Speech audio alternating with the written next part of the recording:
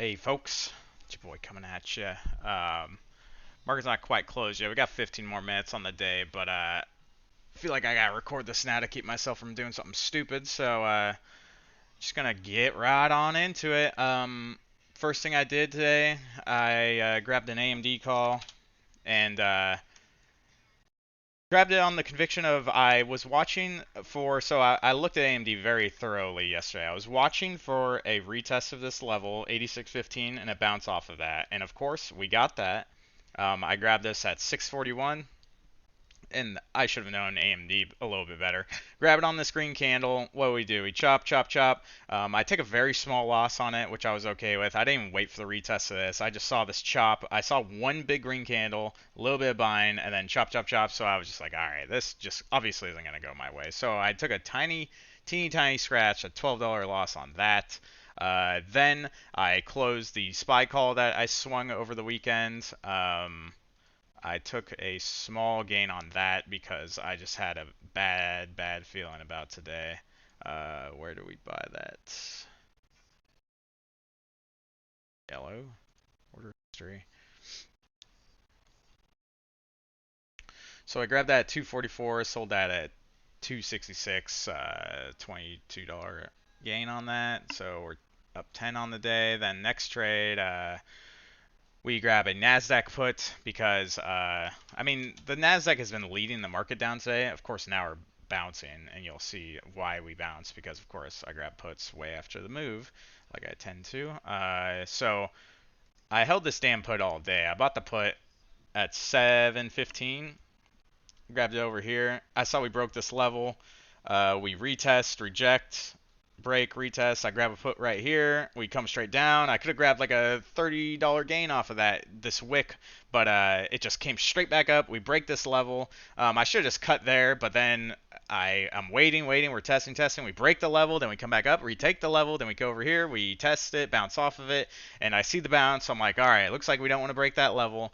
I cut my losses, of course, at the very tippy top. I cut right there, sell it for $57 loss, so we're down 47 on the day.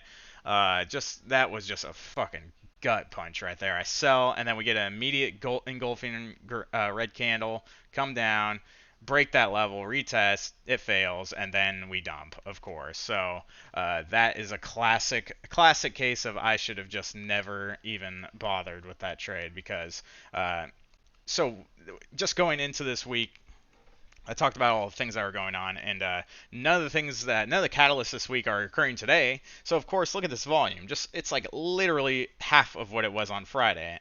Just terrible volume. I mean, not quite literally, but about 60% lower, 70% lower than Friday volume because the whole market's just sitting and waiting. So when there's so little volume to the downside, that means it takes very little volume to take it to the upside. So you can see these red candles over here were strong volume, then over here weak volume, and then weak, and then finally we get some slight volume picking up over here, and that's where it finally made the move down. So I should have waited for the volume to tell me when to enter the trade. I did not, and just got chopped out, and that was really frustrating. So I took a small loss on that. And then my next trade was opening a. So, I ended up closing NVIDIA out of NVIDIA. I'm done with it. She's finished. I didn't get the best sell price on it, of course. It came up as soon as I sold it, but hardly, and it just kind of chopped around today. But in general, I think if you zoom out at the chart, it was at 140. I held it all the way through that. We came up here at 180. Of course, I wish I sold it at the very peak. You know, and you can never time the top. It filled this gap. It's rejected hard. It does not look good to me. It's broken out of this rising wedge. It looks bearish, the price action, but we know that there are big catalysts coming up, so it could immediately reverse and go straight back up. But if you look at the VIX, the VIX is bouncing at support right now. Look at that. Perfect wick down off support. So this is where you want to sell stocks. You want to buy stocks when VIX is up here at 34. You want to sell them when it's down in the low 20s. So it just makes sense to me to sell it. It's been pumping off of this CHIPS bill news. I'm sure when that bill gets approved, it'll pump a little bit more. But I just think it's a smart thing to get out of it now because if I hold and we come back down to 140, I was in 40 shares. That's down from 168. That's 28 times 40, that's almost $1,000 that I would just be letting go out the window. So in my opinion, I'm taking a gain. My average price was like at 181 over, or no, what was my average at? I don't even remember what my average was, but it was still much higher than 180. It was like 186 or 187 or something.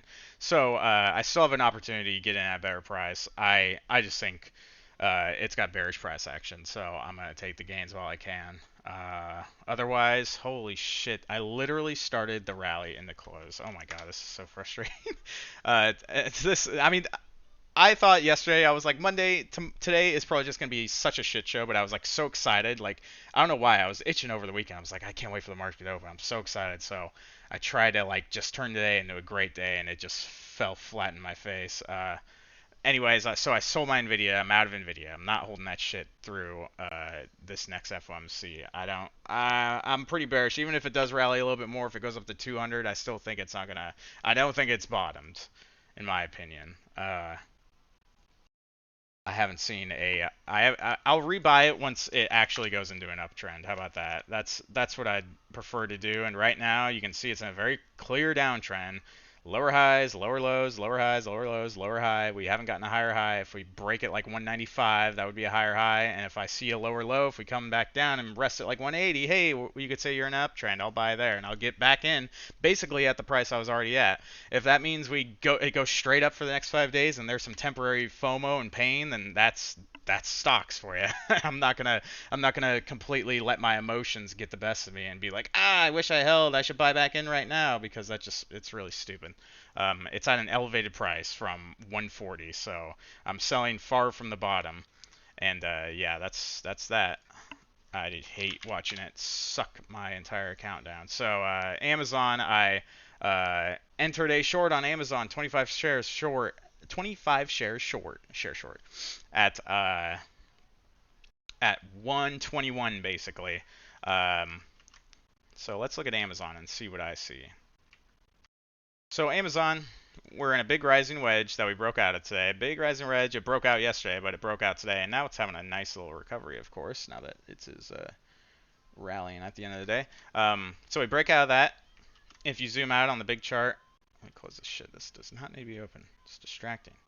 Uh, we had a hard rejection off of this zone up here that it ripped up to on its stock split, and you can see the volume right here is just lacking. I mean, look at what it's done. It always has one big bar from like 115 up to like 120, and then one big bar down, and then it rejects one huge. So that tells me that the volume is super weak right there. The bulls are really weak right there. I think it will plummet through that level should it approach it.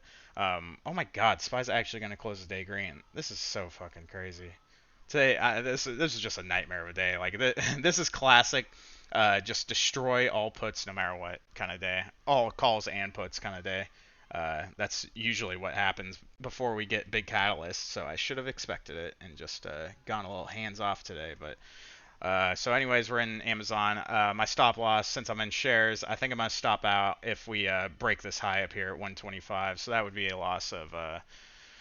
That'd be a loss of $125. My risk to reward, I think, is really good on this, and reward is obviously below $100 if Amazon has really bad earnings. And I think the fact that it's been ripping into its earnings is kind of tell. But if its earnings are crazy and it shoots up an insane amount, then that sucks for me. But I like it to the downside, and I think this is a really good price to get it at the peak of this rip up here.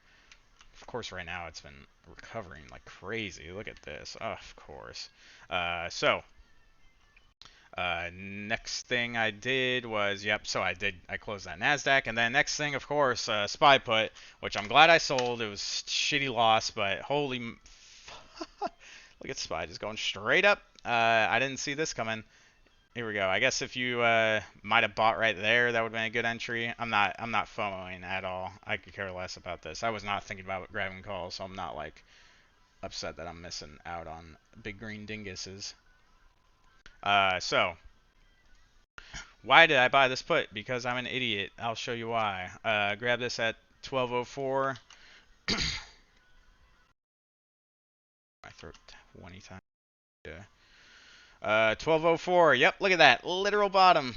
the literal bottom. So the reason I bought this was because I saw that we broke through this level over here that we bounced off of 393. I saw we get a hard red candle. I grab two puts off of that, and what's it do? It rips up, and I'm like, all right, I'm holding. We get a big engulfing red candle. I'm like, all right, the bears are here. They're gonna sell it back off of this level, and then just whoop straight back up. So I ended up selling right over here. Another what are we at? Another $58 loss. So that sucked.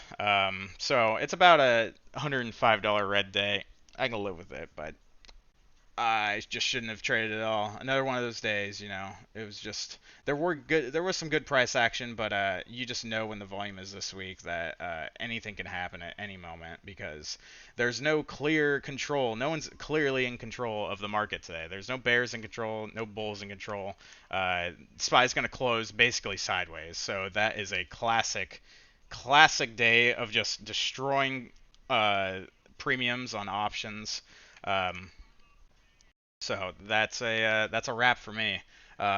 Holding Amazon short. I sell my Apple put. I sell these Nasdaq puts that are fucking going worthless because I didn't buy enough time on the stupid things. So lesson learned there. You pay for more time. But let's look at what SPY is doing. So this is really interesting. I'll look at SPX because my chart's a mess. SPX. Look at this SPX with a perfect. Ah, man, it's almost too perfect that I think it's not going to go through. I think this is it could just be a big bear trap, but at least for the time being, I still think it could actually follow through. But we got a pretty standard head and shoulders with the peak of the head rejecting off a major fib level up here and a major just a major key level right at 4,000. And now we have the neckline here that we sort of kind of hello that we sort of kind of broke through. So that's very interesting. Even though SPY is doing its best right now to completely recover all those losses, we're bouncing off the neckline. So this setup could immediately fall apart. And oh my god, dude, look at these fucking candles right now. This is crazy, SPY. Come on, man. Just to close it perfectly sideways. Everyone that grabbed puts right there, just getting destroyed right now if they didn't take their profit. Oh my god, it's so frustrating. So that's what I'm seeing on SPY. Also worth mentioning that we broke the 50 SMA. Oh my god, it's trying to retake it. It might retake it. No way. So that's where I should have entered my put on the 30-minute chart. You got the SMA here. I should have entered it when I saw this clear break of it. We've been chopping around it all day, and then there was a clear break of this support trend line right there. I mean, that should have been where I grabbed the put. I would have had an easy time making money on that. Instead, I obviously revenge traded because I was so upset about my NASDAQ put that I took a loss on. That should have been a gain. So I'm seeing downsides. I'm like, here's my chance to remake it. Revenge trade. Of course, I get clapped because I had no real plan. So lesson learned. I did the stupid thing of just sitting at my computer all day and staring at it. And then when you do that, your brain just it wanders. You know, your brain is like, you can make infinite money. There's a play out there. Go find it. And that leads you to just do stupid shit. And look at SPY right now. Oh my god. This is insane. Oh my gosh. No one saw this coming. See, this is what I mean. This is like maximum pain that all people involved right now. This is so crazy. Just out of nowhere, SPY just gets an insane. Holy shit. Might be a good time to buy some puts. Oh shit. Dude, no way. SPY's gonna retake that 50 SMA. Look at that green dingus. Oh my gosh, so stupid. I don't care. I didn't have any plan for taking any upside here.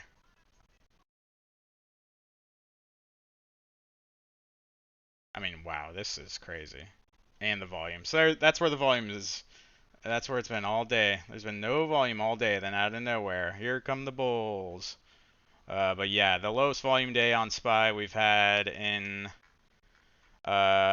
since back over here, since pre-CPI data, like by a mile. Like just so depressingly bad volume. Holy moly. Um,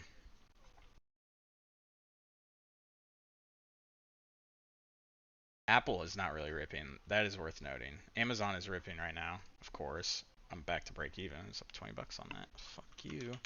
Apple completely ripping right now. No, no, it's not. Everything else is completely ripping. Wow. Whoa, look at SPY go. Will it hold up? It's got a minute left. One last ditch effort to destroy everyone with puts. Yeah, that's crazy.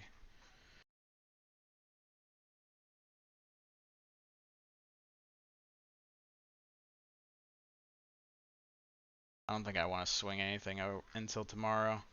Tomorrow could be the same exact thing. The big earnings are in the aftermarket tomorrow, so we could just get more of this tomorrow. And if we do, then I think it'll be pretty clear because it was pretty clear today. If you look at SPY for the first,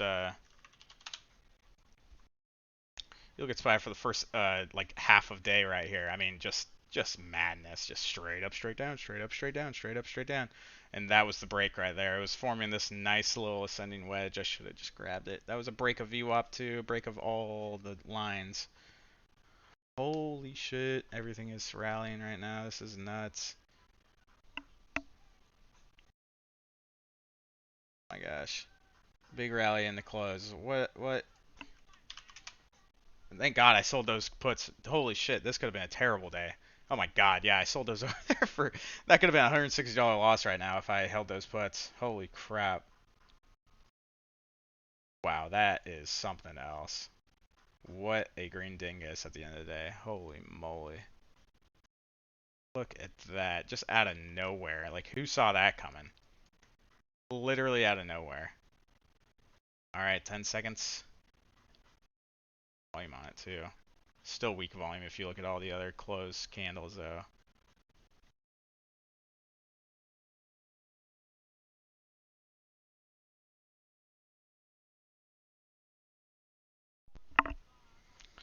And that's a wrap. So Tech was leading the market down all day until the last, literally the last 10 minutes of the day, and everything recovered.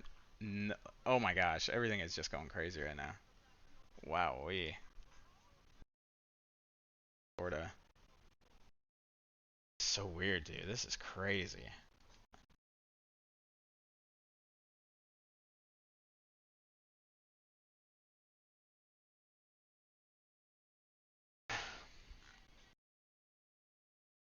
So checking on Twitter and seeing if anyone else is like as confused as I am.